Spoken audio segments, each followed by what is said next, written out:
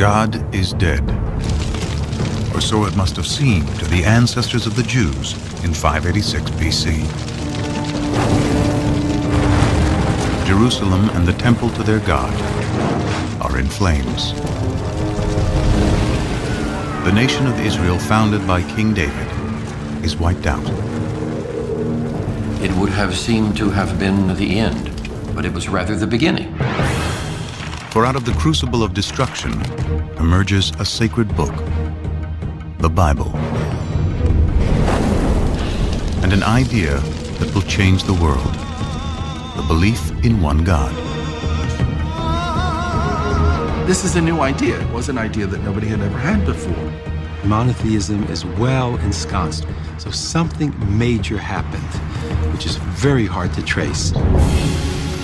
Now, a provocative new story from discoveries deep within the earth and the Bible. We wanted to examine the possibility that the remains of King David's palace are here. We can actually see vivid evidence here of a destruction. Question number one, who did it? An archaeological detective story puzzles together clues to the mystery of who wrote the Bible, when, and why. And it was very clear it was some kind of a tiny scroll. I immediately saw very clear, very distinct letters. This is the ancestor of the Hebrew script. And from out of the earth emerge thousands of idols that suggest God had a wife.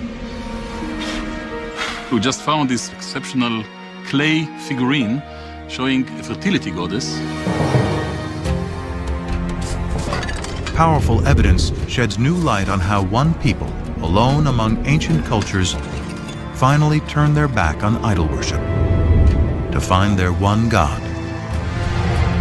This makes the God of ancient Israel the universal God of the world that resonates with people, at least in Jewish, Christian, and Muslim tradition to this very day.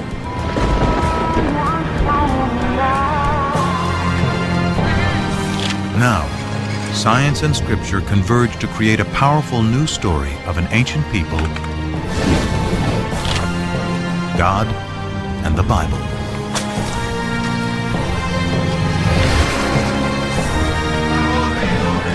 Up next on Nova, the Bible's buried secrets.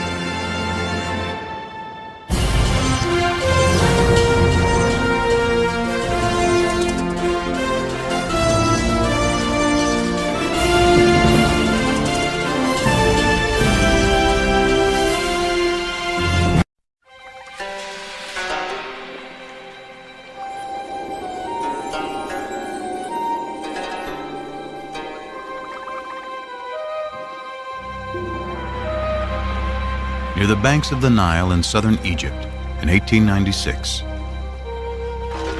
British archaeologist Flinders Petrie leads an excavation in Thebes, the ancient city of the dead.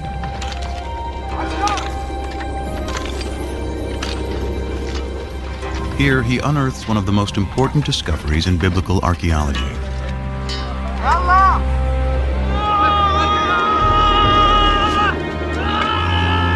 From beneath the sand appears the corner of a royal monument, carved in stone.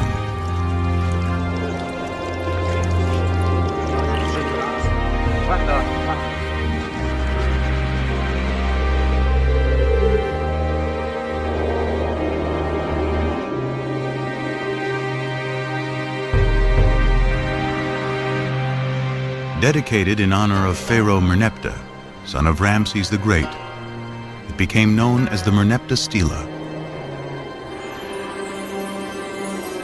Today, it is in the Cairo Museum.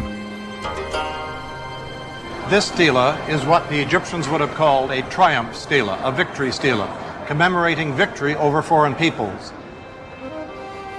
Most of the hieroglyphic inscription celebrates Merneptah's triumph over Libya, his enemy to the west. But almost as an afterthought, he mentions his conquest of people to the east in just 2 lines. The text reads, Ashkelon has been brought captive, Gezer has been taken captive, Yanoam in the North Jordan Valley has been seized, Israel has been shorn. Its seed no longer exists. History proves the pharaoh's confident boast to be wrong. Rather than marking their annihilation, Merneptah's stela announces the entrance onto the world stage of a people named Israel. This is priceless evidence for the presence of an ethnical group called Israel in the central highlands of southern Canaan. The well-established Egyptian chronology gives the date as 1208 BC.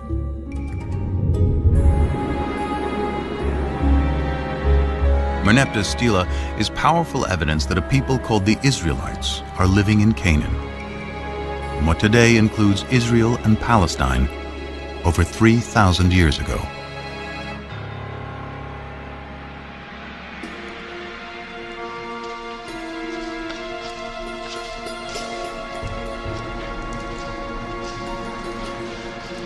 The ancient Israelites are best known through familiar stories that chronicle their history. Abraham and Isaac, Moses and the Ten Commandments, David and Goliath,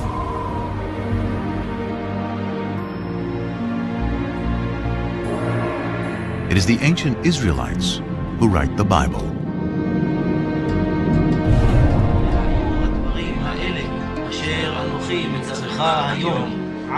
Through writing the Hebrew Bible, the beliefs of the ancient Israelites survived to become Judaism, one of the world's oldest continuously practiced religions. And it is the Jews who give the world an astounding legacy: the belief in one God.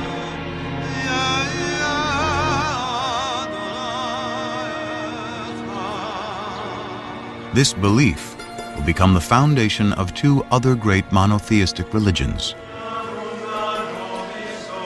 Christianity and Islam.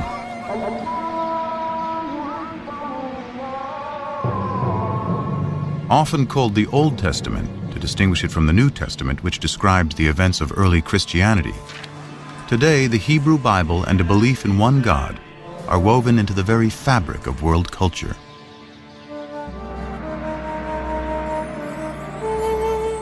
But in ancient times, all people, from the Egyptians to the Greeks to the Babylonians, worshiped many gods, usually in the form of idols.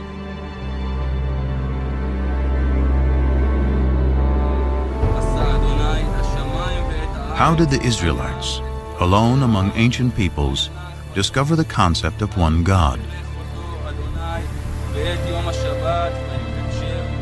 How did they come up with an idea that so profoundly changed the world? Now, archaeologists and biblical scholars are arriving at a new synthesis that promises to reveal not only fresh historical insights, but a deeper meaning of what the authors of the Bible wanted to convey. They start by digging into the earth and the Bible. You cannot afford to ignore biblical text, especially if you can isolate a kind of kernel of truth behind these stories, and then you have the archaeological data. Now, what happens when text and artifacts seem to point in the same direction? Then I think we're in a very sound ground historically.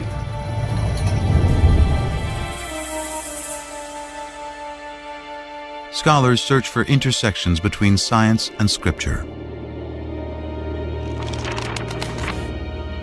The earliest is the victory stela of the Egyptian pharaoh Merneptah from 1208 BC.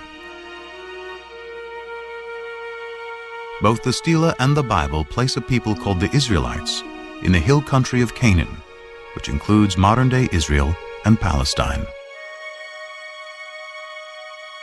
It is here, between two of history's greatest empires, that Israel's story will unfold.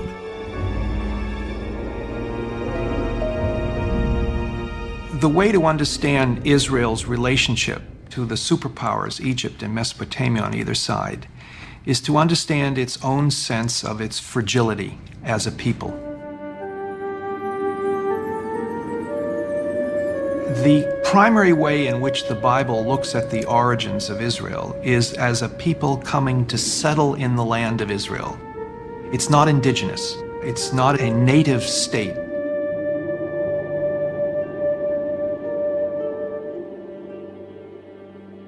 The Hebrew Bible is full of stories of Israel's origins.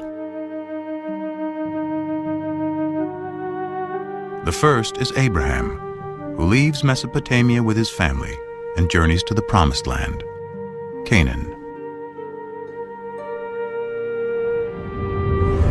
The Lord said to Abraham, "Go forth from your native land and from your father's house to the land that I will show you. I will make of you a great nation, and I will bless you. I will make your name great." Genesis 12, 1 and 2. According to the Bible, this promise establishes the covenant, a sacred contract between God and Abraham. To mark the covenant, Abraham and all males are circumcised. His descendants will be God's chosen people. They will be fruitful, multiply, and inhabit all the land between Egypt and Mesopotamia.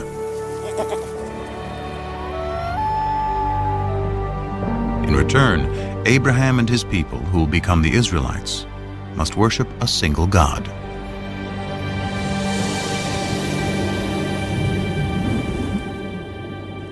This is a new idea. It was an idea that nobody had ever had before. God, in our sense, doesn't exist before Abraham.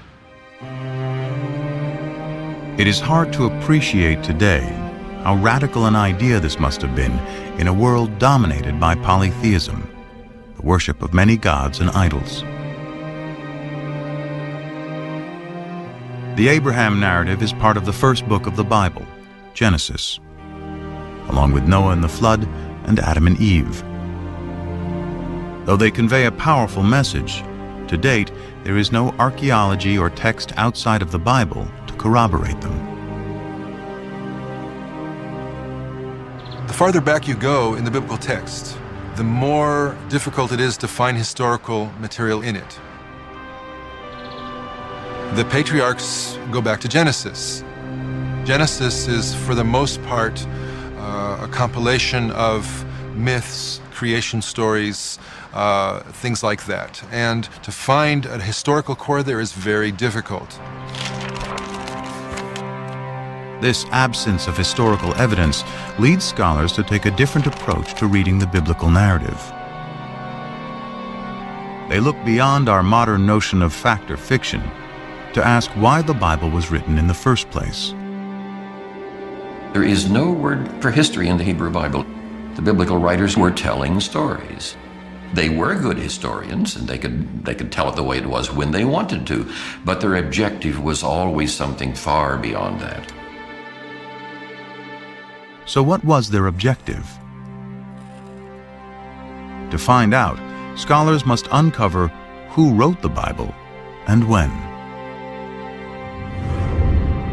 And the Lord said to Moses, "Write down these words, for in accordance with these words, I make a covenant with you and with Israel." Exodus 34:27.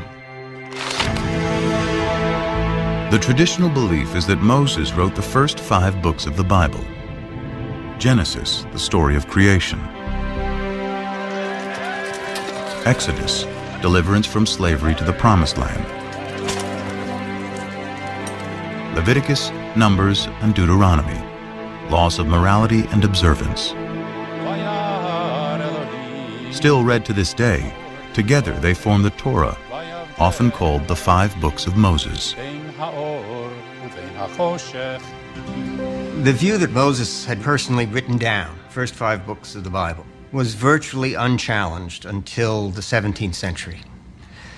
There were a few questions raised about this. For example, the very end of the last book of the Torah, the book of Deuteronomy, describes the death and burial of Moses. And so some rabbis said, well, Moses couldn't have written those words himself because he was dead and was being buried. digging deeper into the text, there are even more discrepancies. For example, how many of each species of animal is Noah supposed to bring into the ark? One text says 2, a pair of every kind of animal. Another text says 7 pair of the clean animals and only 2 of the unclean animals. In one chapter, the Bible says the flood lasts for 40 days and 40 nights. But in the next, it says 150 days. To see if the floodwaters have subsided, Noah sends out a dove. But in the previous sentence, he sends a raven. There are 2 complete versions of the flood story interwoven on the same page.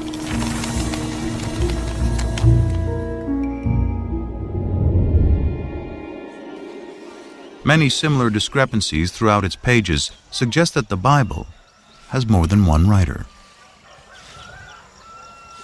In fact, within the first 5 books of the Bible, scholars have identified the hand of at least 4 different groups of scribes, writing over several hundred years.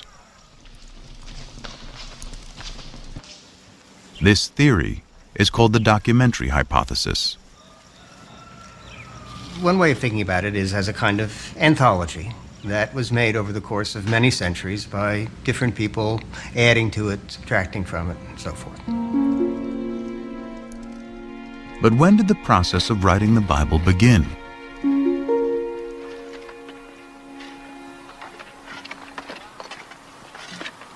Tel Zayit is a small site on the southwestern border of ancient Israel that dates back to biblical times.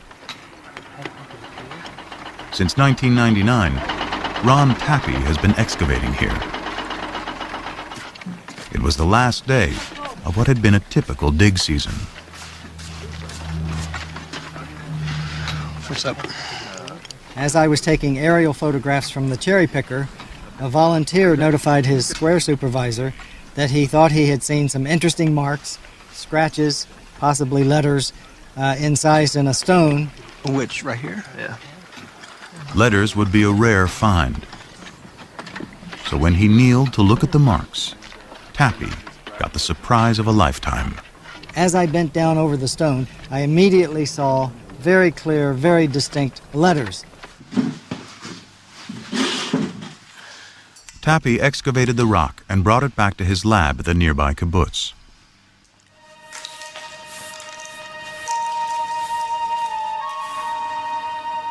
It was only then that he realized he had more than a simple inscription. Olive, Beit, Gimel, Dalet. I realized that this inscription represented an abecedery, that is to say, not a text narrative, but the letters of the Semitic alphabet Mem, written out in their correct order. Nun, and then Pei and Ayin are difficult to read, but they're out here. This ancient script is an early form of the Hebrew alphabet. What was found was not a random scratching of 2 or 3 letters. It was the full alphabet. Everything about it says that this is the ancestor of the Hebrew script.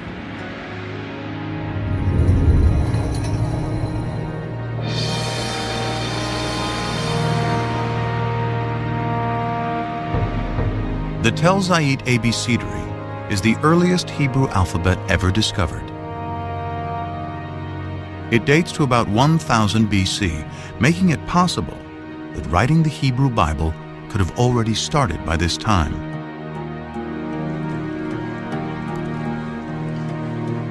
To discover the most ancient text in the Bible, scholars examine the Hebrew spelling, grammar, and vocabulary.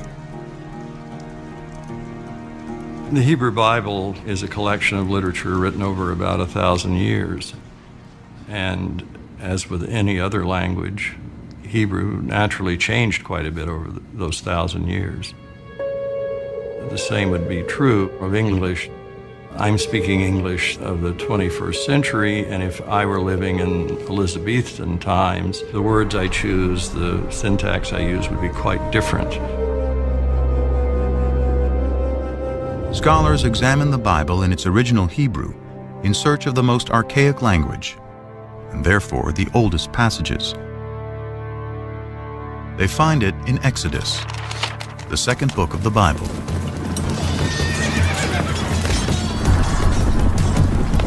Pharaoh's chariots and his army he cast into the sea. His picked officers are drowned in the Red Sea. Exodus 15:4.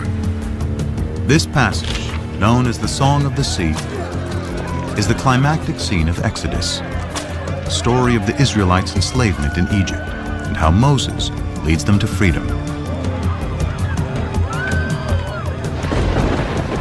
In all of the Bible, no single event is mentioned more times than the Exodus. With the development of ancient Hebrew script, the Song of the Sea could have been written by 1000 BC, the time of Tapi's alphabet. But it was probably recited as a poem long before the beginning of Hebrew writing. It's very likely that it was a kind of story told in poetic form that you might tell around the campfire. Just as our poems are easier to remember generally than prose accounts. So we generally think that the poetry is orally passed on from one to another long before they commit things to writing.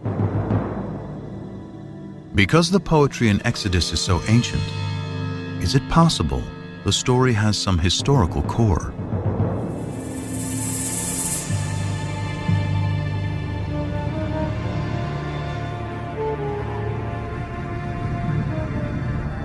Here in the eastern Nile Delta of Egypt, in a surreal landscape of fallen monuments and tumbled masonry, archaeologists have uncovered a lost city.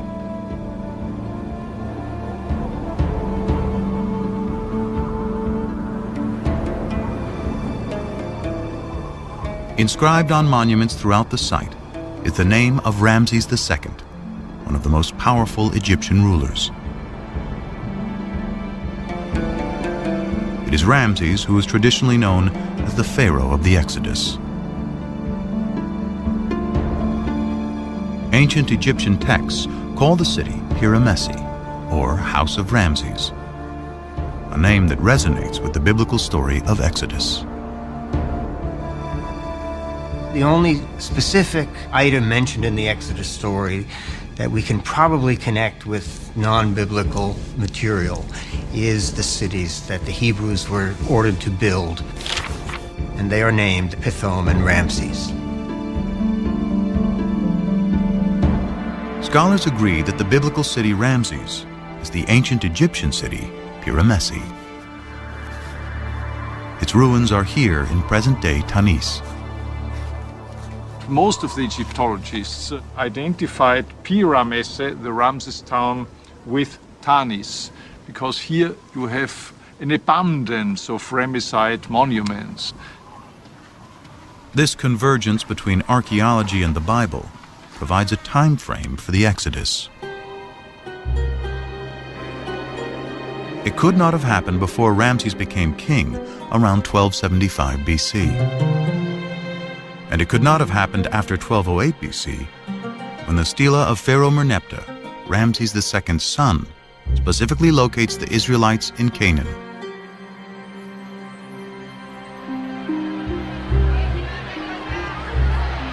The Bible says the Israelites leave Egypt in a mass migration, 600,000 men and their families, and then wander in the desert for 40 years. But even assuming the Bible is exaggerating, in 100 years of searching, archaeologists have not yet found evidence of migration that can be linked to the Exodus. No excavated site gives us any information about the route of the wandering through the wilderness. An Exodus is simply not attested anywhere. Any historical or archaeological confirmation of the Exodus remains elusive. Yet scholars have discovered that all four groups of biblical writers contributed to some part of the Exodus story. Perhaps it is for the same reason its message remains powerful to this day. its inspiring theme of freedom. Freedom is a compelling notion, and that is one of the ways that we can understand the story of the Exodus, from being controlled by others to controlling oneself. The idea of a change from domination to autonomy, that these are very powerful ideas that resonate in the human spirit. And the Exodus gives narrative reality to those ideas.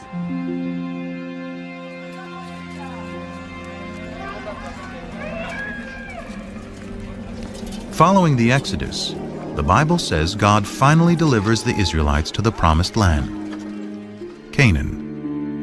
Archaeology and sources outside the Bible reveal that Canaan consisted of well-fortified city-states, each with its own king, who in turn served Egypt and its pharaoh.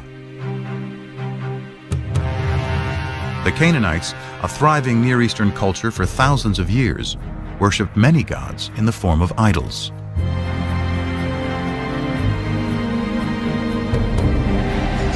The Bible describes how a new leader, Joshua, takes the Israelites into Canaan in a blitzkrieg military campaign.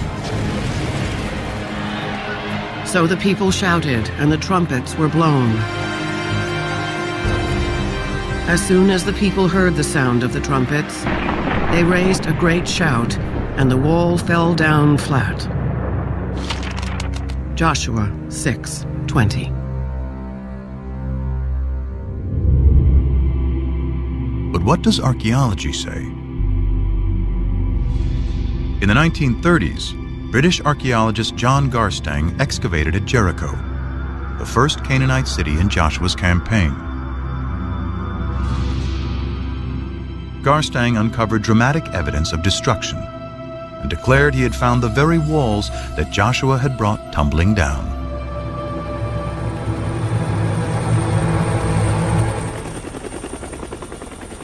And at what the Bible describes as the greatest of all Canaanite cities, Hatzor, there is more evidence of destruction.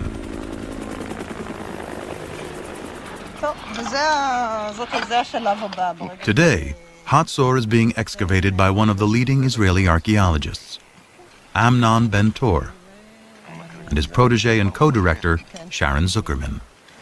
I'm walking through a passage between two of the rooms of the Canaanite palace of the kings of Hatzor. Signs of the destruction you can still see almost everywhere. You can see the dark stones here, and most important, you can see how they cracked into 1,000,000 pieces. It takes tremendous heat to cause such damage. The fire here was, how shall I say, the mother of all fire. Among the ashes, Ben-Tor discovered a desecrated statue, most likely the king or patron god of Hatzor. Its head and hands are cut off, apparently by the city's conquerors. This marked the end of Canaanite Hatzor. Question number one, who did it? Who was around? Who is a possible candidate? So number one, the Egyptians. They don't mention having done anything at Hatzor. In any of the inscriptions of the time, we don't see Hatzor. Another Canaanite city-state could have done it? Maybe, but who was strong enough to do it? Who are we left with? The Israelites. The only ones about whom there is a tradition that they did it. So, let's say they should be considered guilty of destruction of Hatzor until proven innocent.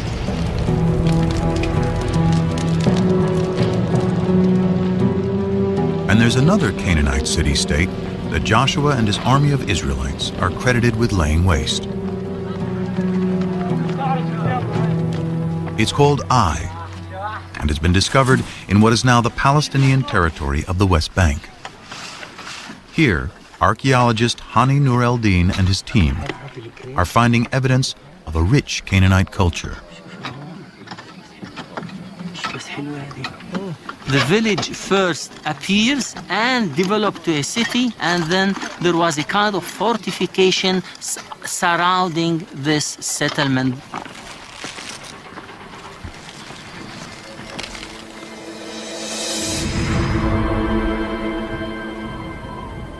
These heaps of stones were once a magnificent palace and temples, which were eventually destroyed. But when the archaeologists date the destruction, they discover it occurred about 2200 BC. They date the destruction of Jericho to 1500 BC, and Hatzor's to about 1250 BC. Clearly, these city-states were not destroyed at the same time. They range over nearly 1,000 years. In fact, of the 31 sites the Bible says that Joshua conquered, few showed any signs of war.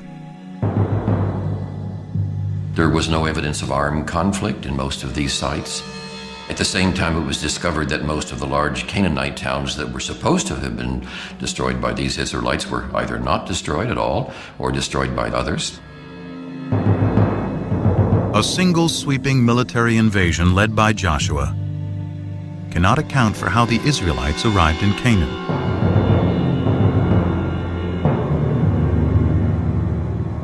But the destruction of Hatzor does coincide with the time that the Merneptah Stela locates the Israelites in Canaan.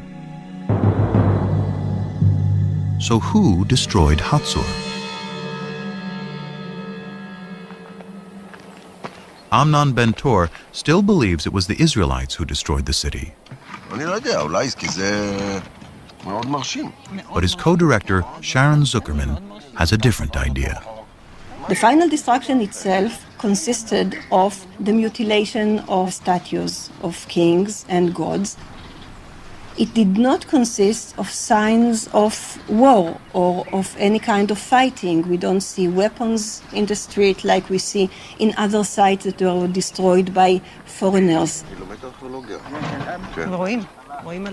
So if there was no invasion, what happened? Bobby, just be careful about the stones there, okay?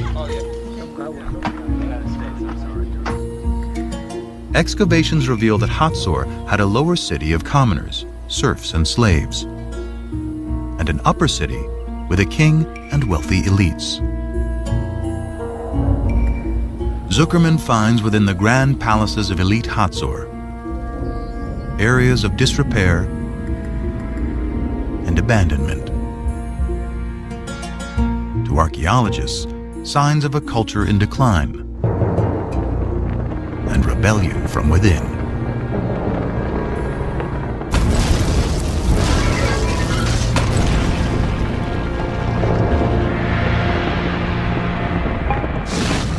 I would not rule out the possibility of an internal revolt of Canaanites living at Hatzor and revolting against the elites that rule the city. In fact, the entire Canaanite city-state system, including Hatzor and Jericho, breaks down. Archaeology and ancient texts clearly show that it is the result of a long period of decline and upheaval that sweeps through Mesopotamia, the Aegean region, and the Egyptian Empire around 1200 BC.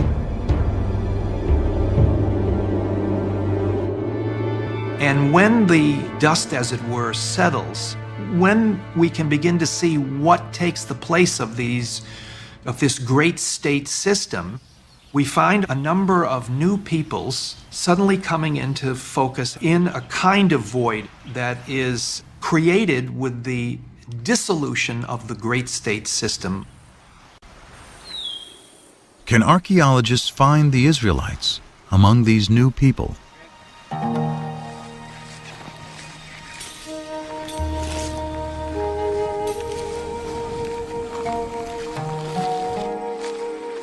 In the 1970s, archaeologists started wide-ranging surveys throughout the central hill country of Canaan. Today, primarily the Palestinian territory of the West Bank.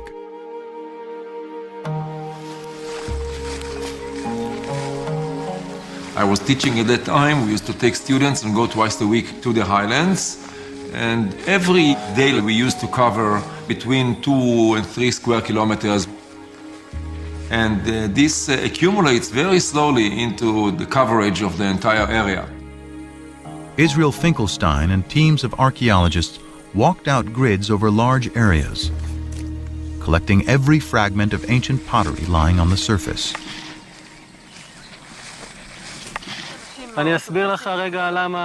Over 7 years, he covered nearly 400 square miles, sorting pottery and marking the locations of where it was found on a map.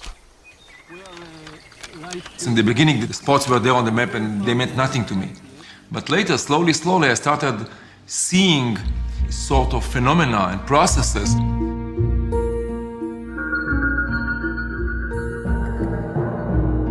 By dating the pottery, Finkelstein discovered that before 1200 BC, there were approximately 25 settlements. He estimated the total population of those settlements to be 3,000 to 5,000 inhabitants. But just 200 years later, there's a very sharp increase in settlements and people. Then you get this boom of population growing and growing. Then we are speaking about 250 sites. And the population grows also 10 times, from a few thousand to 45,000 or so. Now this is very dramatic and cannot be explained as natural growth. This rate is impossible in ancient times.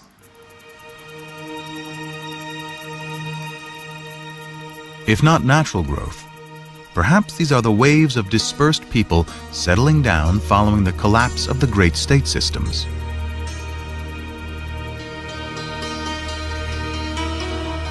Then, more evidence of a new culture is discovered. A new type of simple dwelling never seen before. And it's in the exact location where both the Merneptah Stela and the Bible place the Israelites. The sites in which this type of house appears throughout the country, this is where Israelites lived. And they are sometimes even called the Israelite house, the Israelite type house. The people who lived in those villages seem to be arranged more or less in a kind of an egalitarian society because there are no major architectural installations. If you look at the finds are relatively poor. Pottery is more or less mundane. I don't want to offend the early settlers or the early Israelites. Very little art.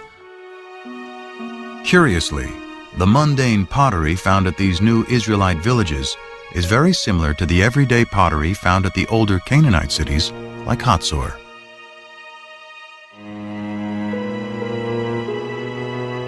In fact, the Israelite house is practically the only thing that is different.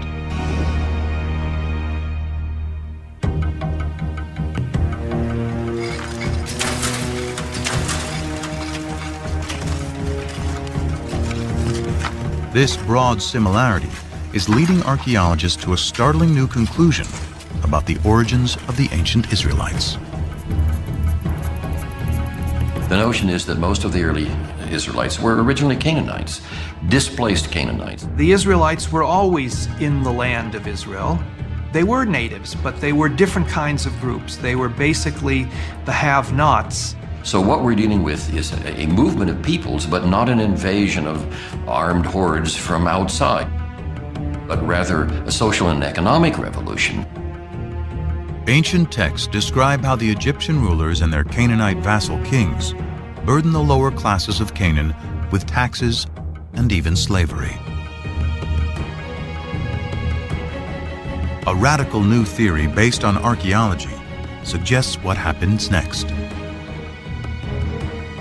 As that oppressive social system declines, families and tribes of serfs, slaves, and common Canaanites seize the opportunity.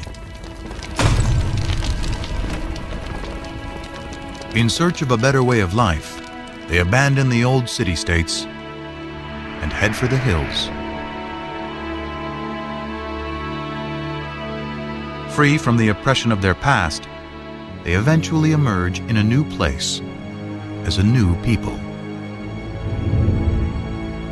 the Israelites. In the text, you have a story of the Israelites coming from outside and then besieging the Canaanite cities, destroying them, and then becoming a nation in the land of Canaan. 7 shards from the Middle Bronze Age. Whereas archaeology tells us something which is the opposite. The Late Bronze Age. According to archaeology, the rise of early Israel is an outcome of the collapse of Canaanite society, not the reason for that collapse. Archaeology reveals that the Israelites were themselves originally Canaanites.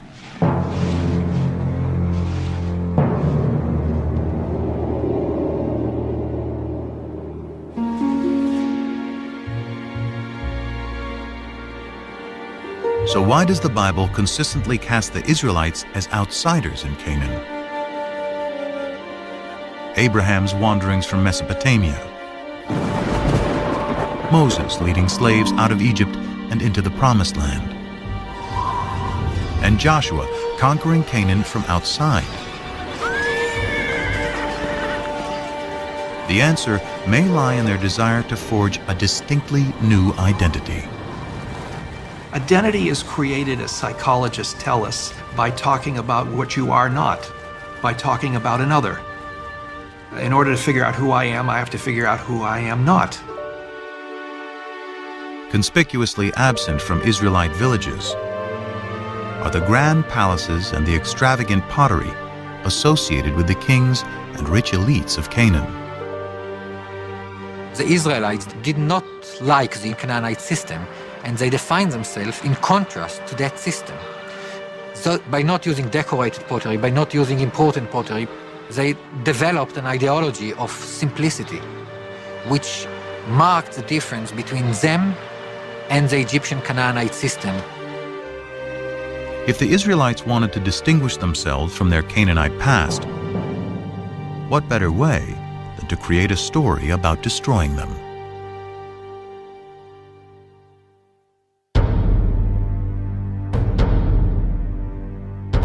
But the stories of Abraham, Exodus, and the conquest serve another purpose.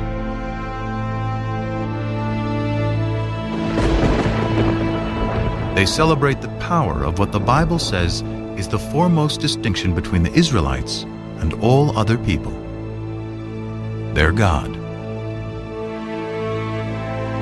In later Judaism, the name of God is considered so sacred it is never to be spoken. We don't know exactly what it means. We don't know how it was pronounced, but it seems to have been the personal name of the God of Israel. So his title, in a sense, was God, and his name was these 4 letters, which in English would be YHWH, which we think were probably pronounced something like Yahweh. But Yahweh only appears in the Hebrew Bible.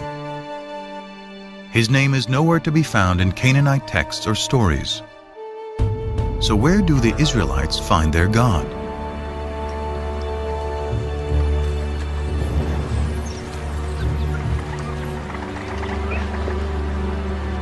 The search for the origins of Yahweh leads scholars back to ancient Egypt.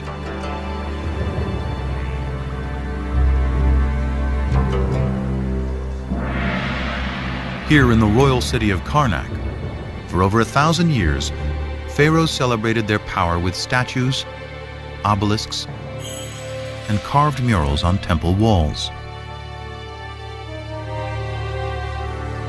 Here on the north wall of the Karnak, we have scenes depicting the victories in battle of Seti I, the father of Ramses the Great. Seti here commemorates one of his greatest victories over the Shasu. The Shasu were a people who lived in the deserts of southern Canaan, now Jordan and northern Saudi Arabia, at around the same time as the Israelites emerged. Egyptian texts say one of the places where the Shasu lived is called YHW, probably pronounced Yahu, likely the name of their patron god. That name Yahu is strangely similar to Yahweh, the name of the Israelite God.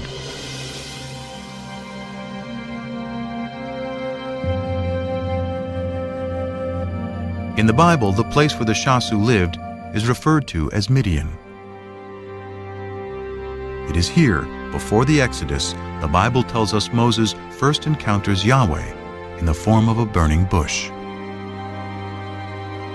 Come no closer. Remove the sandals from your feet, for the place on which you are standing is holy ground. God also said to Moses, Thus you shall say to the Israelites, Yahweh, the God of your ancestors, has sent me to you. This is my name forever, and this my title for all generations. Exodus 3, 5 and 15.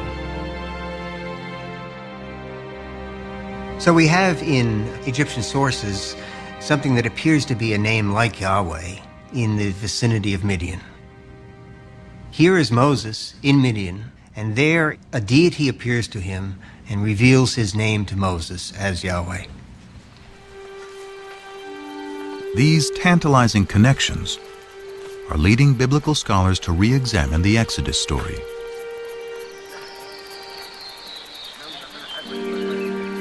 While there is no evidence to support a mass migration, some now believe that a small group did escape from Egypt.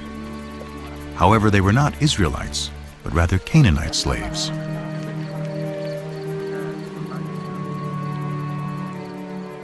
On their journey back to Canaan, they pass through Midian, where they are inspired by stories of the Shasu's god, Yahu. There was probably a group of people who fled from Egypt and had some divine experience. It was probably a small group demographically, but it was important, at least in ideology.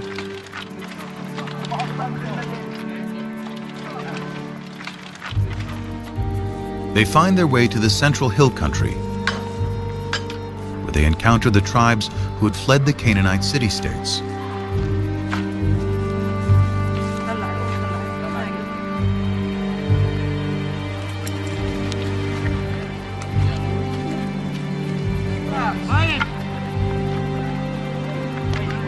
Their story of deliverance resonates in this emerging egalitarian society. The liberated slaves attribute their freedom to the God they met in Midian, who they now call Yahweh. They spread the word to the highlanders, who themselves perhaps had escaped from the tyranny of the Canaanite city-states. They spread the idea of a God who represented freedom, freedom for people to keep the fruits of their own labor. This was a message that was so powerful that it brought people together and gave them a new kind of identity. The identity of Israelites. They are a combination of disenfranchised Canaanites, runaway slaves from Egypt, and even nomads settling down. The Bible calls them a mixed multitude. According to the Hebrew Bible, early Israel was a motley crew, and we know that's the case now. But these people are bound together by a new vision. And I think the revolutionary spirit is probably there from the beginning. The chosen people may actually be people who chose to be free. Their story of escape, first told by word of mouth and poetry, helps forge a collective identity among the tribes.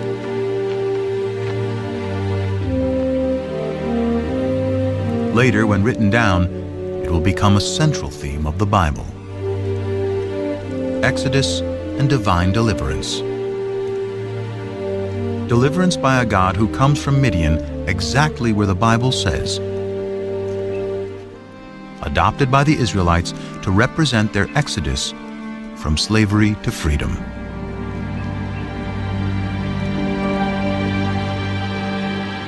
So is this the birth of monotheism? The common understanding of what differentiated the ancient Israelites from their neighbors was that Their neighbors worshipped many different gods and goddesses, and the Israelites worshipped only the one true God.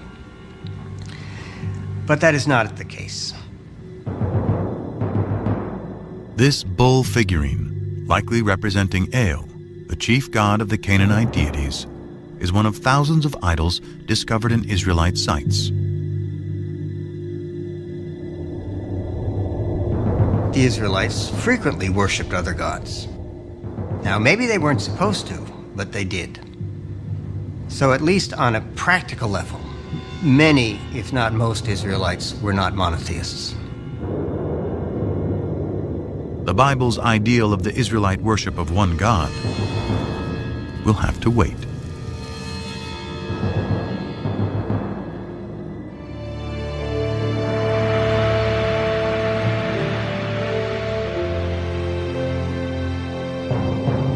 About 2 centuries pass after the Merneptah Stela places the Israelites in Canaan. Families grow into tribes. Their population increases. Then, about 1000 BC, one of the Bible's larger-than-life figures emerges to unite the 12 tribes of Israel against a powerful new enemy. David put his hand into the bag. He took out a stone and slung it. It struck the Philistine in the forehead. The stone sank into his forehead, and he fell down on the ground.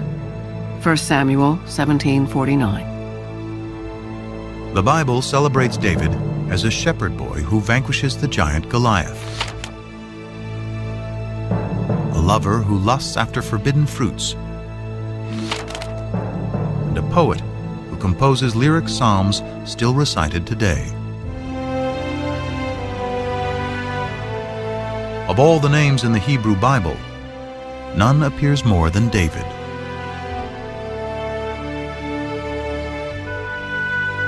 Scriptures say David creates a kingdom that stretches from Egypt to Mesopotamia. He makes Jerusalem his royal capital, and in a new covenant, Yahweh promises that he and his descendants will rule forever. David's son Solomon builds the temple where Yahweh, now the national God of Israel, will dwell for eternity. The kingdom of David and Solomon, one nation united under one God, according to the Bible. Now, some skeptics today have argued there was no such thing as a united monarchy. It's a later biblical construct, and particularly a construct of modern scholarship. In short, there was no David. As one of the biblical revisionists has said, David is no more historical than King Arthur. But then, in 1993, an amazing discovery literally shed new light on what the Bible calls ancient Israel's greatest king. Gila Cook was finishing up some survey work with an assistant at Tel Dan, a biblical site in the far north of Israel today. The excavation was headed by the eminent Israeli archaeologist Avraham Biran. It was near the end of the day, and Cook was getting her last measurements when she hears a yell from below. And it was Biran in his booming voice yelling, "Gila, let's go."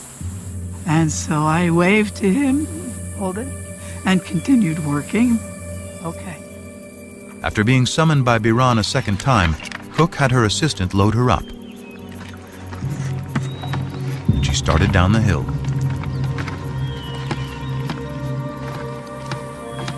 So I get there and I just dropped my bag and dropped the board and I set my stuff down. But something catches her eye. A stone with what appeared to be random scratches, but was actually an ancient inscription. This time, she yelled for Biran. And he looks at it and he looks at me and he says, "Oh my God."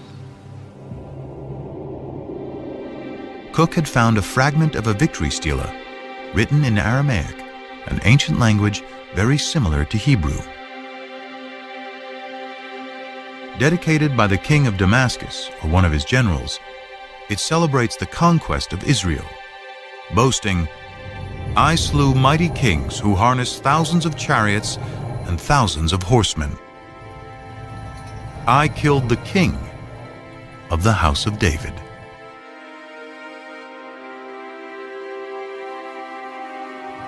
Those words, "the house of David," make this a critical discovery. They are strong evidence that David really lived.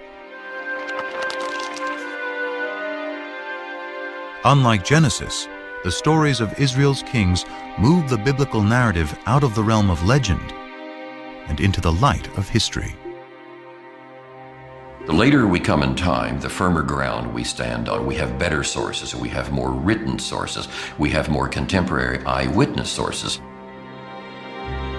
When the biblical chronology of Israel's kings can be cross-referenced with historical inscriptions, like the Tel Dan Stela, they can provide scholars with fairly reliable dates.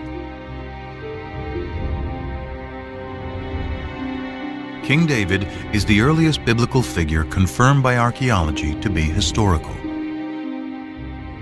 And most scholars agree he lived around 1000 BC, the 10th century. Could any of the Bible have been written during David's reign?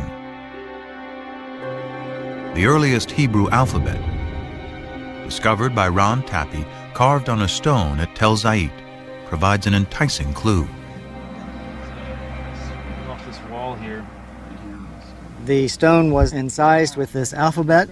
The stone was then used to build the wall, and the structure itself suffered massive destruction by fire sometime near the end of the 10th century BCE. The find is even more significant because Tel Zait was a biblical backwater on the fringes of David's kingdom. Surely if there was a scribe that could write this alphabet that far away, way out in the boondocks at the extreme western boundary of the kingdom, surely if there was a scribe that could do that out there, there were scribes, much more sophisticated scribes back in the capital. Could these scribes have been in the court of King David and his son Solomon? Could they have been the earliest biblical writers?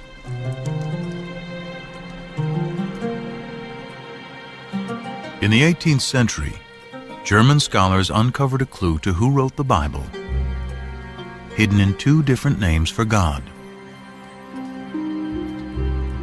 According to one account, Abraham knew God by his intimate personal name, conventionally pronounced Yahweh. Passages with the name Yahweh, which in German is spelled with a J, scholars refer to as J. But according to other accounts, Abraham knew God simply by the most common Hebrew word for God, which is Elohim. So the two different writers became known as E for Elohim and J for Yahweh.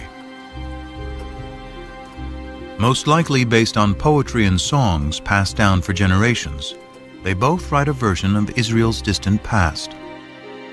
The stories of Abraham in the Promised Land, Moses and the Exodus. The earliest of these sources is the one that is known as J, which many scholars dated to the 10th century BC, the time of David and Solomon.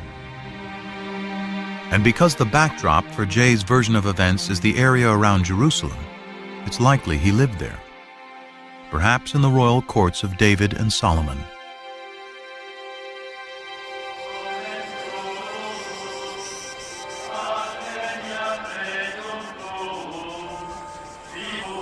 For over 100 years, archaeologists have searched Jerusalem for evidence of the kingdom of David.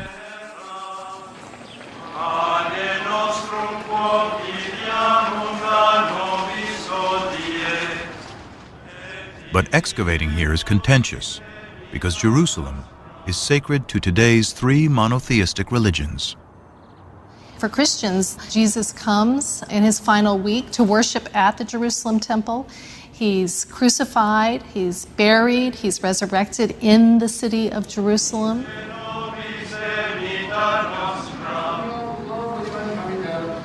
For Islam, it is the site where Muhammad comes in a sacred night journey.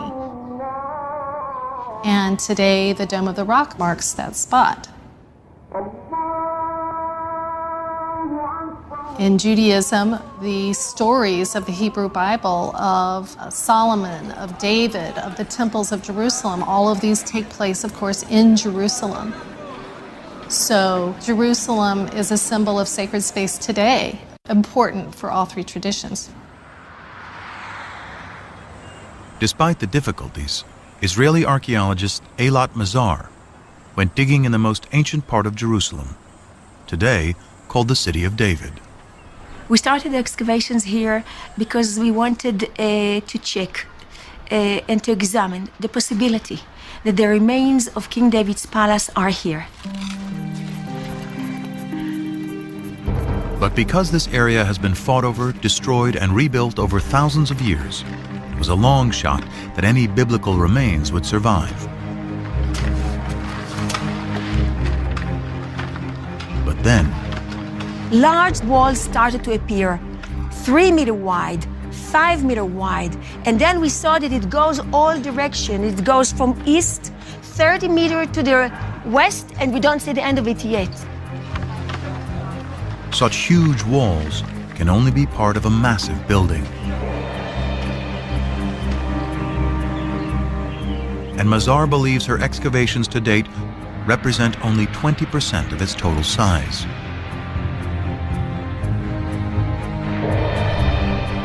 Such a huge structure shows centralization and capability of construction. It can be only royal structure. This huge complex may be evidence of a kingdom. But is it David's kingdom?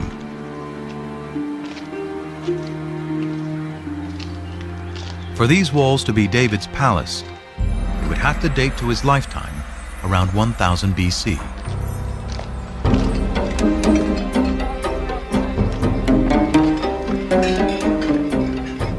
The problem is stone walls can never be dated on their own.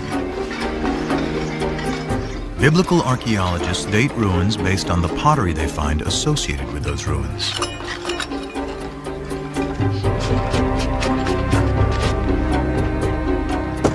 Pottery dating is based on two ideas.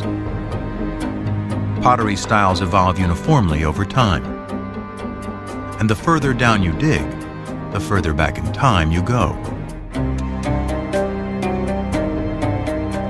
If pottery style A comes from the lowest stratum, then it is earlier than pottery style B that comes from the stratum above it. By analyzing pottery from well-stratified sites, excavators are able to create what they call a relative chronology. But this chronology is floating in time without any fixed dates.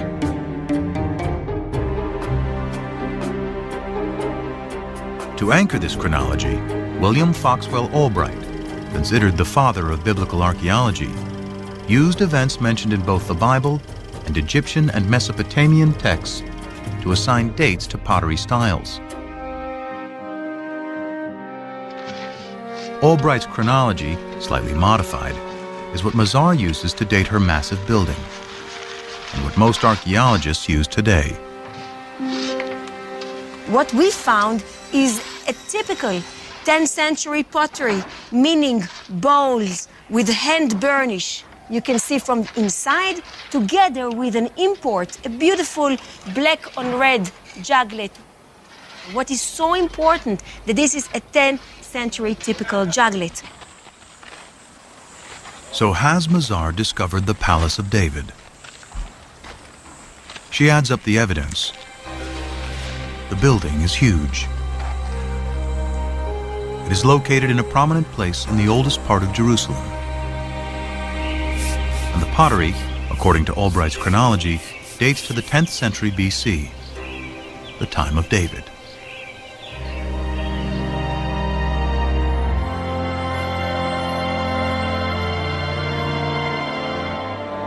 Mazar believes she has indeed found the Palace of David.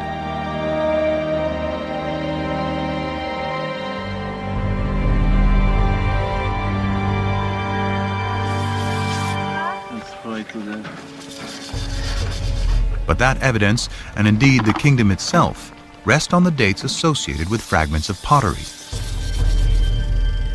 And some critics argue the system for dating that pottery relies too heavily on the Bible. Archaeologists in the past did not rely too heavily on the Bible. They relied only on the Bible. We have a problem in dating. How do you date in archaeology? You need an anchor from outside.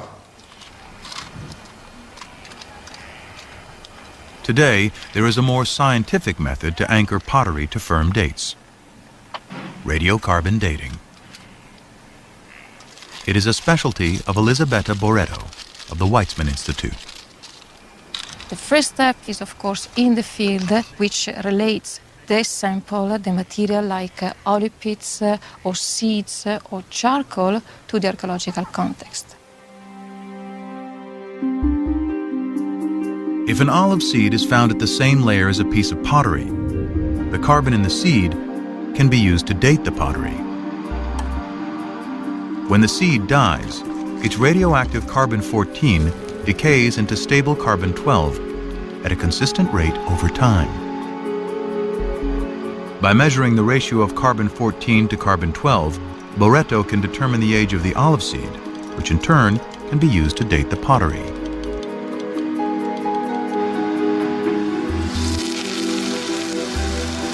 Boretto has meticulously collected and analyzed hundreds of samples from over 20 sites throughout Israel. Her carbon samples date the pottery that Albright and most archaeologists associate with the time of David and Solomon to around 75 years later.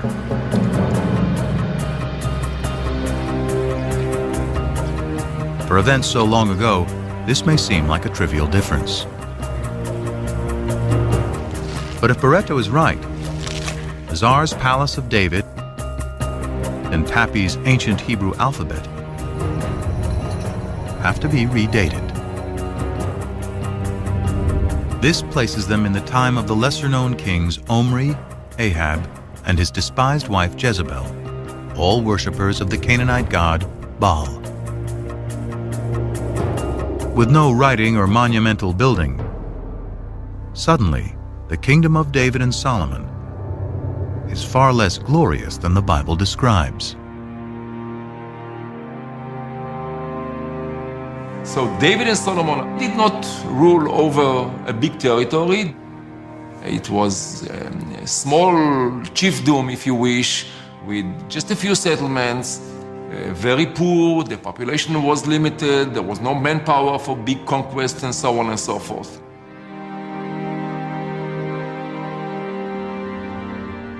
This would make David a petty warlord ruling over a chiefdom, and his royal capital Jerusalem nothing more than a cow town. These are the results of the radiocarbon dating. He or she who decide to ignore these results, I treat them as if arguing that the world is flat, that the earth is flat, and I cannot argue anymore. But it's not so simple. Other teams collected radiocarbon samples following the same meticulous methodology. According to their results, Mazar's palace and Tappy's alphabet can date to the 10th century, the time of David and Solomon. How can this discrepancy be explained? The problem is that these radiocarbon dates have a margin of error of plus or minus 30 years, about the difference between the two sides. Pottery and radiocarbon dating alone cannot determine if the kingdom of David and Solomon was as large and prosperous as described in the Bible.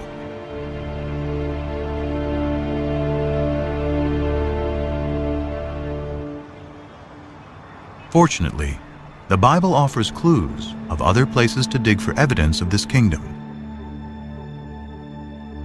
The Bible credits David with conquering the kingdom, but it is Solomon, his son, who is the great builder. This was the purpose of the forced labor which Solomon imposed. It was to build the house of Yahweh and the wall of Jerusalem, Hatzor, Megiddo, and Gezer. 1 Kings 9:15.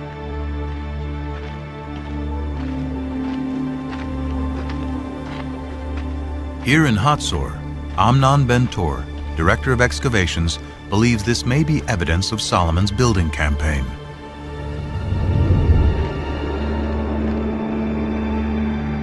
Archaeologists call it a six-chambered gate, a massive entryway fortified with towers and guardrooms. Ben Tor's predecessor, Yigal Yadin, first uncovered this structure. It turned out to be a six-chambered gate, and Yadin immediately remembered that a very, very similar gate was excavated at Gezer, and then Chicago University excavated this gate here at Megiddo. Stunned by the similarity of these three gates, Yadin recalled the passage in the Bible. Here we have a wonderful connection of the biblical passage as it shows up in archaeology. Three monumental gates, all based on the same plan, would seem to be powerful evidence not only of prosperity, but also of a central authority. Throughout its history, the Israelites had been divided into tribes, then into kingdoms, north and south. The locations of these strikingly similar gates in both regions suggest a single governing authority throughout the land.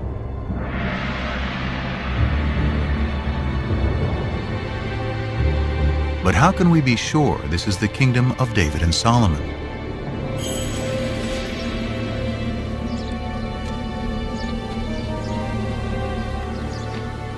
The answer, once again, lies in Egypt.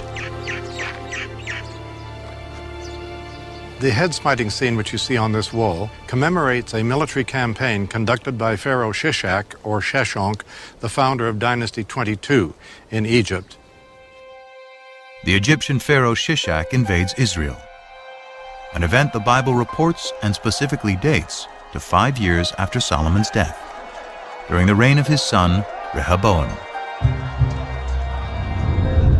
In the 5th year of King Rehoboam, King Shishak of Egypt marched against Jerusalem and carried off the treasures of the house of Yahweh and the treasures of the royal palace. He carried off everything. 1 Kings 14:25 and 26. The importance of this in fixing one of the earliest dates, specific dates, in which Egyptian history coincides with biblical history is really startling and has to be taken note of. This stunning convergence between the Bible and Egyptian history gives a firm date for the death of Solomon. Shishak's campaign, according to the well-established Egyptian chronology, dates to 925 BC. And the Bible says Solomon dies 5 years earlier, which means 930 BC. This is further evidence that David and Solomon lived in the 10th century.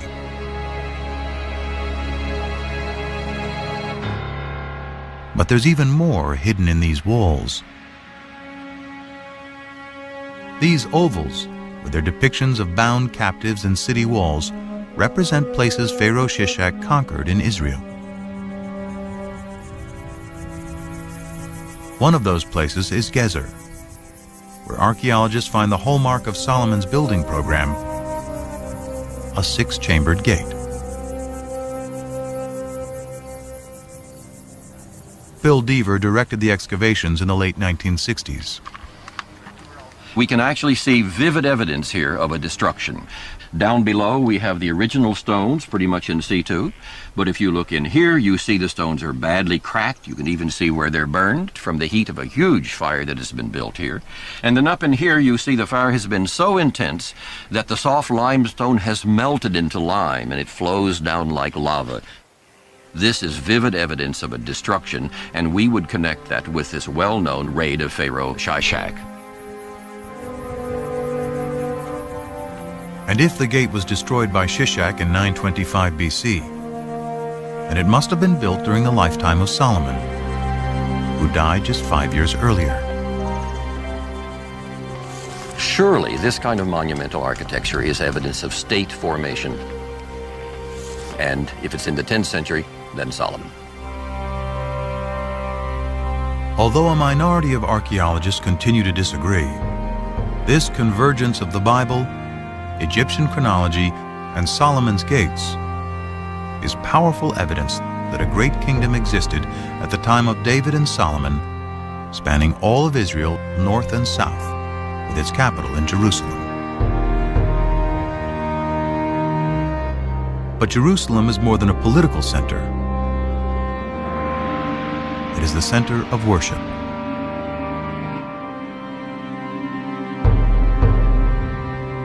The magic of Jerusalem is the magic of the temple. One temple for the one God.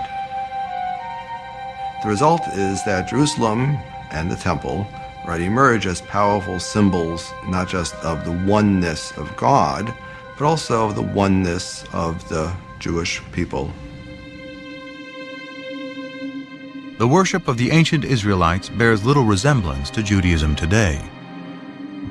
It centered around the temple, built by David's son Solomon, and seen as Yahweh's earthly dwelling. To understand how the ancient Israelites worshiped their God, scholars must discover what the temple looked like and how it functioned. But although archaeologists know where its remains should be, it is impossible to dig there. It lies under the third holiest site in Islam, which includes the Dome of the Rock.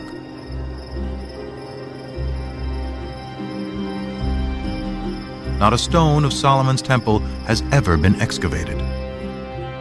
But the Bible offers a remarkably detailed description. The house which King Solomon built for Yahweh was 60 cubits long, 20 cubits wide, and 30 cubits high. In the inner sanctuary, he made 2 cherubim, each 10 cubits high. He overlaid the cherubim with gold. 1 Kings 6, 2, 23 and 28. The Bible's description suggests a floor plan for Solomon's temple, and it is strikingly similar to temples built by neighboring peoples who worship many gods. The closest in appearance is a temple hundreds of miles to the north of Jerusalem at Ain Dara in modern-day Syria. They have similar dimensions and the same basic floor plan. Guarding both temples are sphinxes, or cherubim as the Bible calls them. Unique to the temple at Ain Dara are the enormous footprints of the God who lived here. They mark his progress as he strode to his throne in the innermost sanctuary. If we take the details that we find of Solomon's temple in the Book of Kings and compare it with the Ain Dara temple, we can piece together a fairly good picture, I think, of what this temple might have looked like in the age of Solomon.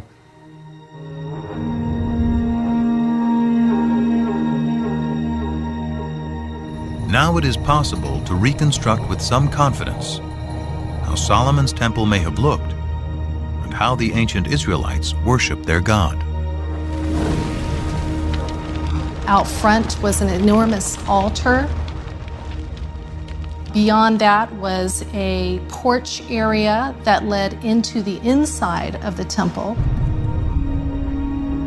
There was a room, the holy place, And then beyond that, the most sacred room, the Holy of Holies, where tradition says the Ark of the Covenant held the tablets of the law. And this room was considered to be the most sacred site on earth because it is the room where God's presence could be found.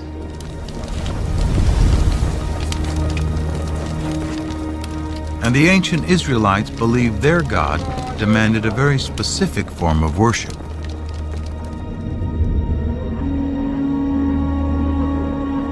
Evidence of this survives today on Mount Gerizim in Palestine.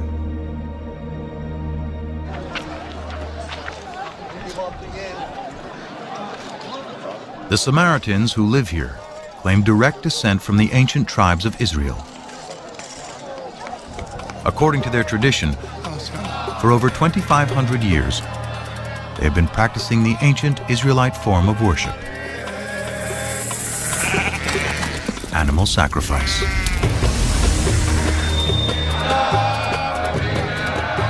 The primary function is to make a connection between our mundane world and the divine world. And the means for the ancient Israelites is embodied in blood. Blood is the most sacred substance on the altar. And blood is the substance that embodies life.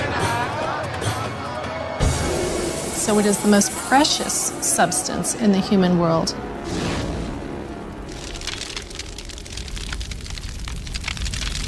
But while the priests were offering sacrifice to Yahweh in the temple, many Israelites were not as loyal.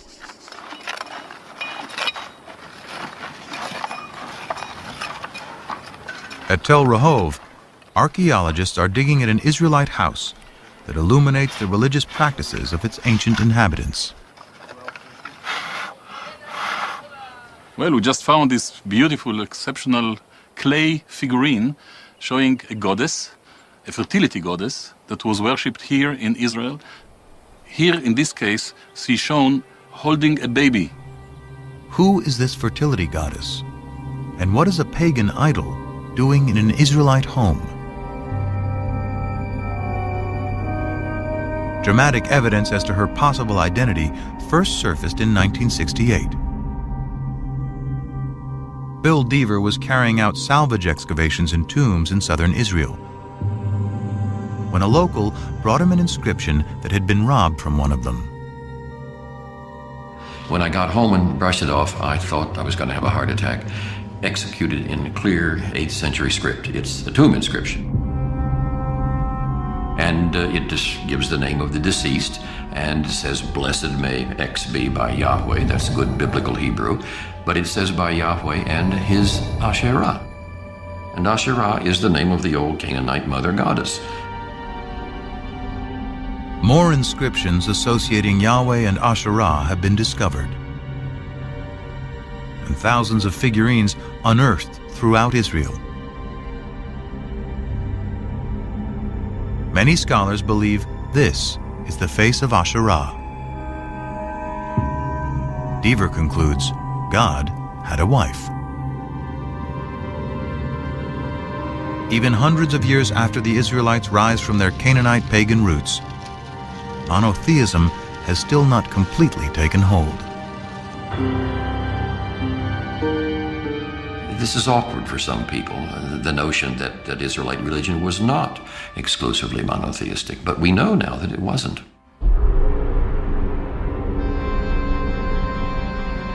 The Bible admits the Israelites continue to worship Asherah and other Canaanite gods, such as Baal.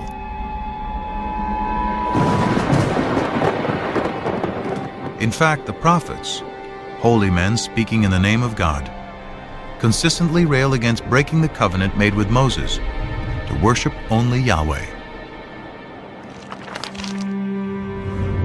The more I called them, the more they went from me. They kept sacrificing to the Baals and offering incense to idols. Hosea 11:2. The Israelites had made a contract with God, If they kept it, God would reward them. If they broke it, he would punish them. He would punish them by using foreign powers as his instruments. Events seemed to fulfill the prophet's dire predictions. Soon after Solomon's death, the 10 northern tribes rebel and form the northern kingdom of Israel. Then a powerful new enemy storms out of Mesopotamia to create the largest empire the Near East had ever known, the Assyrians. The Assyrians were the overpowering military force, and Israel and Judah, the two states that the Bible talks about as the states making up the people Israel, fell under the sway of the Assyrian juggernaut. Numerous Assyrian texts and reliefs vividly document their domination of Israel and Judah.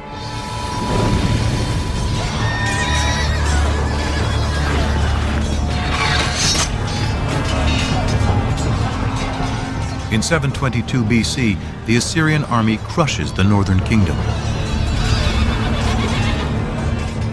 Those who escape death or exile to Assyria flood south into Jerusalem, where the descendants of David and Solomon continue to reign.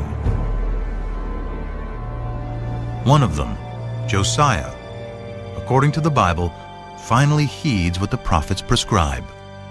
We're told in the book of Kings that King Josiah in the late 7th century BC was told that a scroll had been discovered in the temple archives.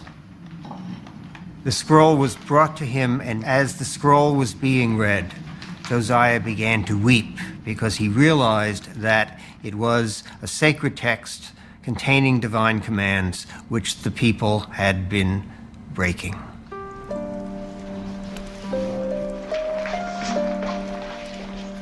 Scholars believe that the lost scroll is part of the 5th book of the Torah, Deuteronomy, a detailed code of laws and observance.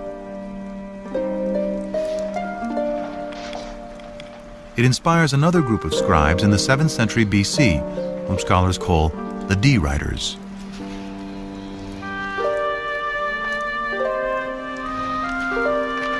According to the documentary hypothesis, after J and E, D is the third group of scribes who write part of the Hebrew Bible. D retells the Exodus story and reaffirms the covenant Moses made between God and the Israelite people. You should love the Lord your God because he has loved you. He has loved you more than any other nation. So the divine love for Israel requires a corresponding loyalty to God, an exclusive loyalty to God. And Deuteronomy, more than other parts of the Bible, is insistent that only the God of Israel is to be worshipped.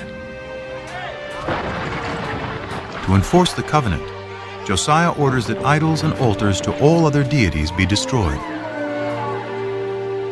The book of Deuteronomy contains the clearest prohibition of the worship of other gods, the 10 Commandments. I am Yahweh, your God. You shall have no other gods before me. You shall not make for yourself an idol. You shall not bow down to them or worship them. Deuteronomy 5:6-9.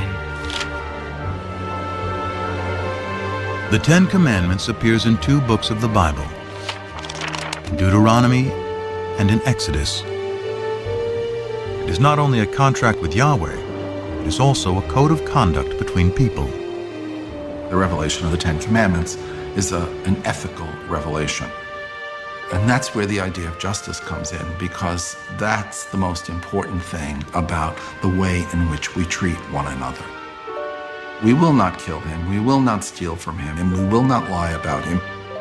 We will abide by the commandments. The commandments, as God himself repeatedly says through the later prophets, are already written on the hearts of human beings.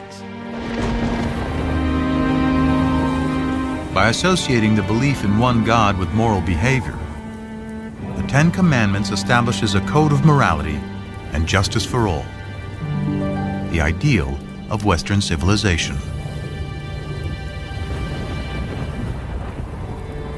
Despite Josiah's reforms, the ancient Israelites continued to worship other gods. Their acceptance of one God and the triumph of monotheism begins with a series of events vividly attested through archaeology, ancient texts, and the Bible.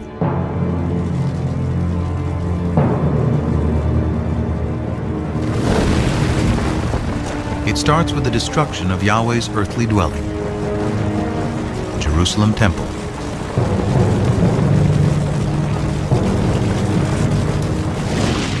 In 586 BC, after defeating the Assyrians, a new Mesopotamian empire invades Israel. The Babylonians ransack the temple and systematically burn the sacred city.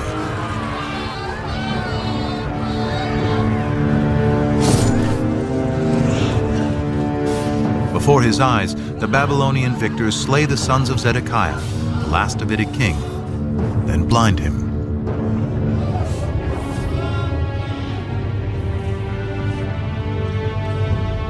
The covenant, the promise made by Yahweh to his chosen people and to David, that his dynasty would rule eternally in Jerusalem, is broken. After 400 years, Israel is wiped out. The destruction of Jerusalem created one of the most significant theological crises in the history of the Jewish people.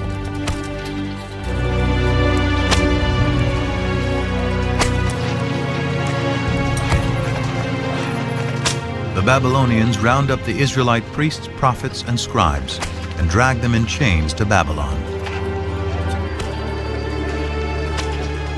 Babylonian records confirm the presence of Israelites, including the king, in exile. In every age of disbelief, one is inclined to think God is dead. And surely those who survived the fall of Jerusalem must have thought so. After all, how could God allow his temple, his house, the visible sign of his presence among his people, to be destroyed? Without temple, king, or land, how can the Israelites survive?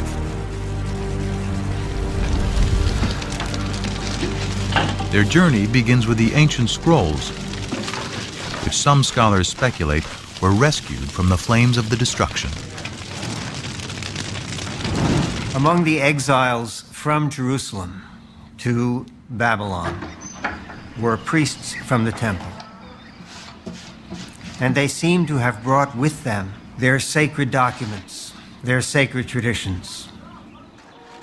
According to the widely accepted documentary hypothesis, it is here in Babylon, far from their homes in Israel, that priests and scribes will produce much of the Hebrew Bible as it is known today.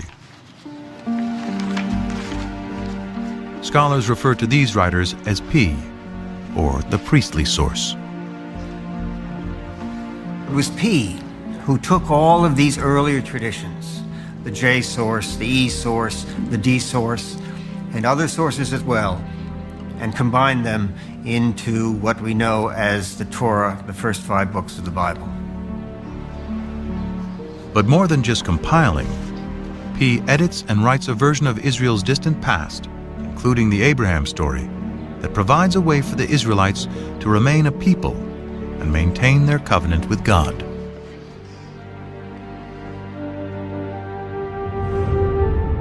You shall circumcise the flesh of your foreskins, and it shall be a sign of the covenant between me and you. Genesis 17:11.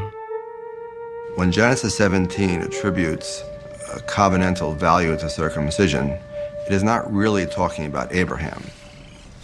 It is really talking about the exiles of the 6th century BCE, who, far from their native home, were desperately trying to find a way to reaffirm their difference. Therefore, they began to look at circumcision as not simply another practice, but rather as the marker of the covenant, and they attributed this view back to Abraham. To the exiles, the Babylonians are the new Canaanites, the idol-worshipping, uncircumcised peoples from whom they must remain apart.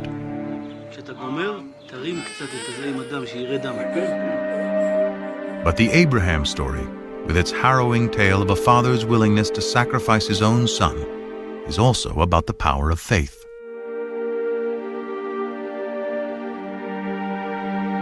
It is no coincidence that the exiled P scribes place Abraham's origins in Ur, just down the river from Babylon. Perhaps with the same faith as Abraham had, so too will the exiles be returned to the Promised Land. One of the pervasive themes in the Torah is the theme of exile and return. Abraham goes down to Egypt and comes out of Egypt. The Israelites go to Egypt and get out. For the exiles in Babylon in the 6th century BC, that theme must have resonated very powerfully. God, who had acted on their behalf in the past, would presumably do so again. But the Israelites still have a problem. How, in a foreign land, without the temple and sacrifice, can they redeem themselves in the eyes of Yahweh? To assure that divine protection, the P tradition emphasizes observances such as the Sabbath observance. You don't need to be in the land of Israel to keep the Sabbath. And we have allusions in the biblical writings, in the prophets, to the fact that the exiles also learned to pray in groups in what was to become the forerunner of the synagogue. Shema Yisrael, Adonai Eloheinu, Adonai Echad. It is during this period, through the exile, that the exiles realized that even far away from their homeland, without a temple, without the priesthood, without kings, they're still able to worship God, be loyal to God, and to follow God's commandments. This is the foundation of Judaism. The experience of the exile transforms ancient Israelite cult into a modern religion. By compiling the stories of their past, originally written by the scribes J, E, and D, the Exodus from slavery to freedom, Moses and the Ten Commandments, Abraham's journey to the Promised Land, P creates what we know today as the first 5 books of the Bible.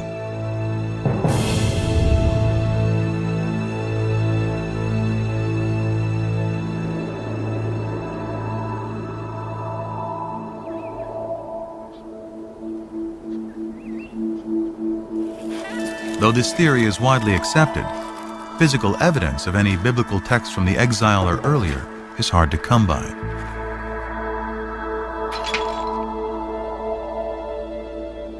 The most celebrated surviving biblical texts are the Dead Sea Scrolls. First discovered by accident in 1947, the scrolls represent nearly all 39 books of the Hebrew Bible, at least in fragments.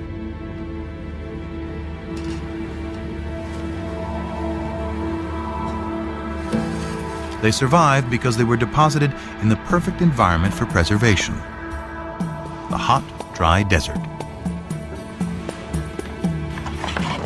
Archaeologists suspect there were at least hundreds more scrolls throughout Israel. But because they were written on papyrus or animal skins, they have long since decomposed. Even though the earliest of the Dead Sea Scrolls date to the 3rd and 2nd centuries BC, that doesn't mean that they're the first copies or examples of this work that were ever written. It means that they already stand in a line of tradition that had been established by the time the scrolls were written.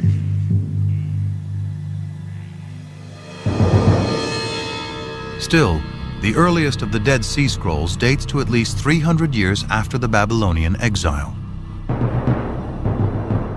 In the absence of proof of earlier text, some scholars claim the entire Bible is pious fiction, and even doubt whether Israel and the Israelites ever existed.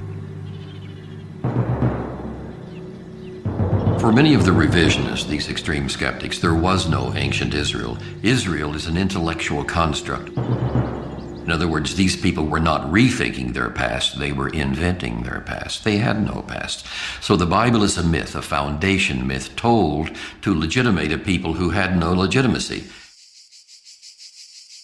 The legitimacy of the Israelite past hinges on finding a piece of evidence to prove the ancient origins of the Bible.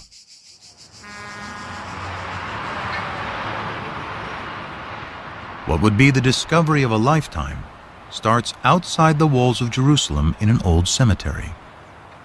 We came here and excavated 7 of these burial caves. The burial caves date back to the 7th century BC, somewhere around the time of King Josiah. But the caves were found looted, so we didn't anticipate too much. Gabriel Barkai instructed a 13-year-old volunteer to clean up a tomb for photographs. Instead of that, he was bored, he was alone, and he had a hammer, and he began banging on the floor. But the floor turned out to be a fallen ceiling.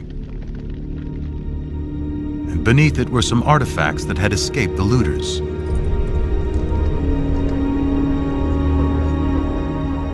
Among the hundreds of grave goods, one artifact stood out. It looked like a cigarette butt. It was cylindrical, about 1 inch in size, about ½ an inch in diameter, and it was very clear it is made of silver. It was some kind of a tiny scroll. A second, slightly smaller scroll was also found, and both were taken to the labs at the Israel Museum. But unraveling the scrolls to see if they contain a readable inscription could risk destroying them completely. Andy Vaughn was one of the epigraphers on the project. Archaeology is basically a destructive science. In order to learn anything, you have to destroy what's there. Gabriel Barkai and his team had to make a decision. Does one unroll these amulets or does one preserve them? They decided that it was worth the risk, and hindsight would tell us that they could not have been more correct. Through painstaking conservation, technicians devised a special method for unrolling the scrolls and revealing their contents. I went over there and I was amazed to see the whole thing full of very delicately scratched, very shallow characters. The first word that I could decipher already on the spot was Yud Hey Vav Hey, which is the 4-lettered unpronounceable name of God. Further investigation revealed more text and a surprisingly familiar prayer, still said in synagogues and churches to this day. May the Lord bless you and keep you. May the Lord make his face to shine upon you and be gracious to you. May the Lord lift up his countenance upon you and give you peace. Numbers 6:24-26.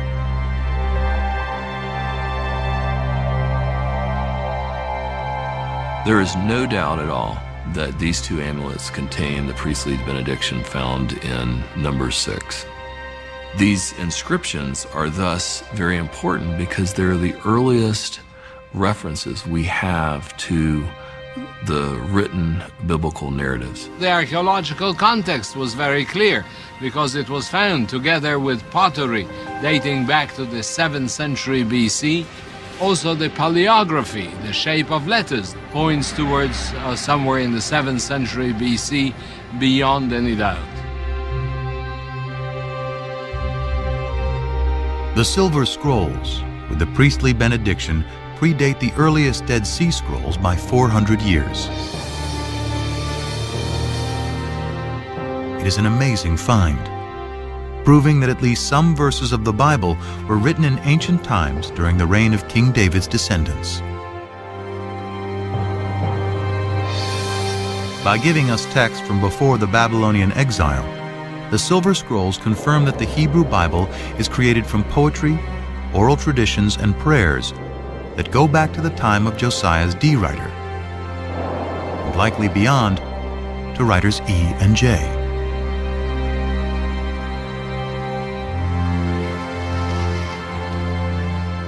As modern scholars suspect, the Torah, the first 5 books of the Bible, takes its final form during the Babylonian exile.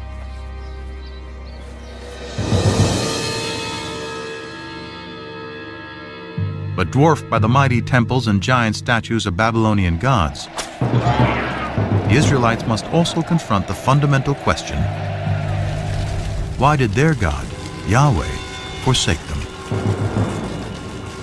In the ancient world, if your country was destroyed by another country, it meant that their gods were more powerful than your God. And the natural thing to do was to worship the more powerful God. But the survivors continued to worship Yahweh and struggled to understand how this could have happened. They resort first to a standard form of explanation, which is found elsewhere in the ancient Near East. We must have done something wrong to incur the wrath of our God. It's out of this that comes the reflection that polytheism was our downfall. There is, after all, only one God. The Israelites abandon the folly of polytheism. Monotheism triumphs, and the archaeological evidence proves it. Before the destruction of the first temple, wherever we dig, in whatever part of the Judean country, we find sanctuaries, and more often we find hundreds and thousands of figurines, even in Jerusalem itself. But after the destruction, there are none. We are speaking about thousands in before and nothing, completely nothing at all after. Monotheism is well ensconced, firmly ensconced. So something major happened, which is very hard to trace. But that was a searing experience, that time in the exile. Through the experience of the exile and writing the Bible, the concept of God, as it is known today, is born. In a way, P created something that was much greater, because it was greater than any individual land or kingdom. It was a kind of a universal religion based on a creator God, not just a God of a single nation, but the God of the world, the God of the universe. This moves Yahweh into the realm of being a universal deity who has the power to affect what happens in the whole universe. This makes the God of ancient Israel the universal God of the world that resonates with people, at least in Jewish, Christian, and Muslim tradition to this very day.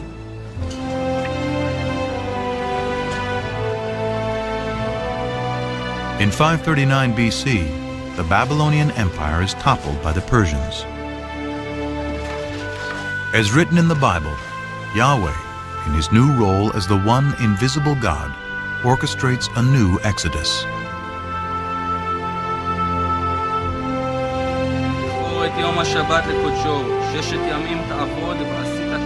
Among one group of returning exiles is the prophet Ezra. Back in Jerusalem, he gives a public reading of the newly written Torah to re-establish the covenant. All the people gathered together. They told the scribe Ezra to bring the book of the law of Moses, which the Lord had given to Israel. He read from it from early morning until midday, and the ears of all the people were attentive to the book of the law. Nehemiah 8, 1-3. To me, it's one of the most moving moments in the whole Bible. Ezra returns with the Bible in his hands, so we have the feeling that the process begun in the exile is finally finished, and Ezra has a copy. The scrolls that chronicle the Israelites' relationship with their God is now the Hebrew Bible, the Old Testament, a sacred text for over 3 billion people. Through its writing, an ancient cult becomes a modern religion. and the Israelite deity Yahweh transforms into the God of the three great monotheistic religions.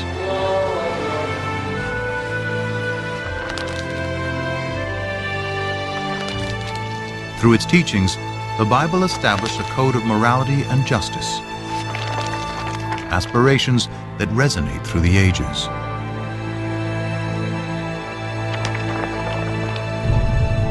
More than fact or fiction, at the intersection of science and scriptures is a story that began over 3,000 years ago and continues to this day.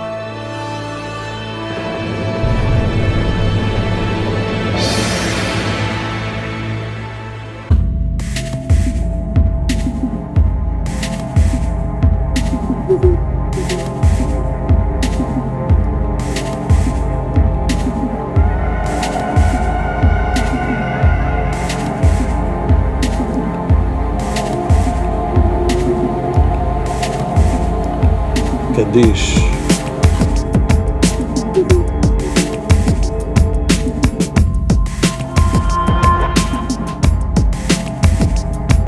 יתגדל ויתקדש שמי רבה, בעלמא דיברה חירותיו, וימליך מלכותיו, בחי יכון ובמכון ובחיי דחול בית ישראל, ועגלה בזמן קריב ואמרו אמן.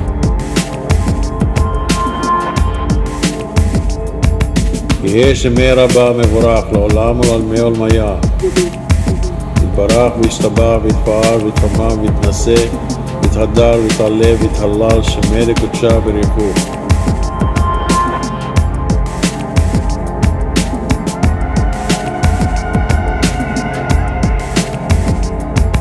לילה מכל ברכתה ושירתה תשבחתה ונחמתה דאמירן בעלמה ואמרו אמן. יש למי רבה מן שמיה וחיים עלינו ועל כל ישראל ואמרו אמן. עושה שלום במרומיו והוא יעשה שלום עלינו ועל כל ישראל ואמרו אמן. קדיש.